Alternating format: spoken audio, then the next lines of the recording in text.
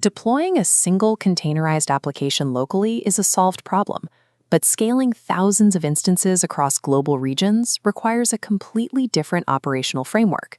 That framework is Google Kubernetes Engine, or GKE. Traditional server management requires step-by-step manual commands. GKE replaces this with a declarative system. Engineers no longer instruct the system how to build an environment. Instead, they write a configuration file defining the exact desired state they want to exist. The GKE control plane runs continuously in the background, constantly comparing the physical reality of the servers to that configuration file and manipulating the infrastructure to ensure they match. The end result is a seamless deployment, where a live Nginx web server actively receives traffic via a raw public IP address.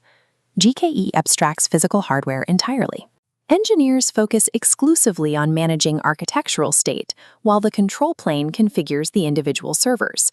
To understand how this works, we start at the base layer with the pod. The pod is the absolute smallest, fundamental deployable unit in Kubernetes that houses your container. Pods are highly ephemeral by design. The architecture assumes they will freeze, crash, or be terminated without warning. Looking at this diagram, the purple replica set controller holds a specific configuration, a desired state of 3 and a current state of 3. It constantly monitors active pods to ensure deployment matches this configuration. If a physical machine fails, an active pod instantly drops offline. The replica set immediately detects this mismatch and instantly spins up a replacement to restore equilibrium. Managing this process is the deployment, which automatically creates the replica set and manages updates. By layering deployments and replica sets over ephemeral pods, Kubernetes establishes a predictable, self-healing system that absorbs failure without manual intervention. But this auto-healing process creates a distinct networking problem. Because pods are constantly dying and regenerating, their internal IP addresses are continually changing. Hard-coding a specific pod's IP address into a client application ensures that the connection will break the moment that pod is replaced.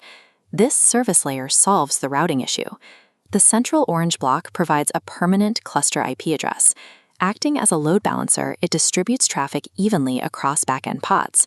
It identifies correct pods by matching metadata labels, automatically adding them to the routing pool.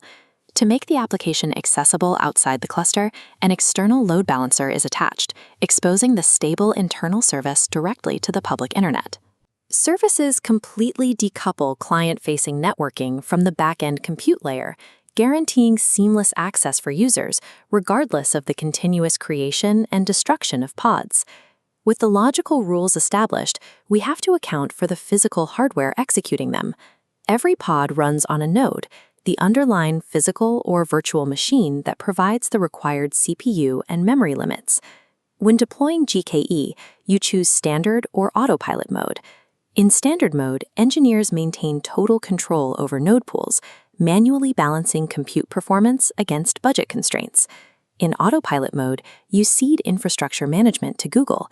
It automatically provisions the exact hardware needed. Because of this division of labor, the billing structures differ. Standard mode charges for the underlying virtual machines, regardless of your utilization rates. Autopilot bills strictly for the per-pod compute and memory requested. Regardless of the selected mode, production clusters should always be deployed regionally instead of in a single zone. This spreads the system across multiple data centers to protect against localized physical outages. Selecting a management style dictates the precise boundary between required operational control and unnecessary infrastructure overhead. A regional cluster offers high availability within a single cloud provider. However, many organizations must diversify their footprint across multiple cloud platforms and on-premise data centers to prevent vendor lock-in and meet local data residency requirements. To extend the GKE advantage beyond these infrastructure boundaries, Google developed Anthos. Anthos takes disparate Kubernetes clusters, whether deployed on Google Cloud, in on-premise data centers, or across competitor clouds, and groups them into a unified logical unit called a fleet. To govern this decentralized architecture without multiplying the administrative workload, engineers rely on Anthos config management. You define a security policy or application state once in a central code repository. Anthos detects that commit and instantly enforces the configuration change across every cluster globally. from spinning up a replacement pod in milliseconds to synchronizing complex security policies across multiple continents.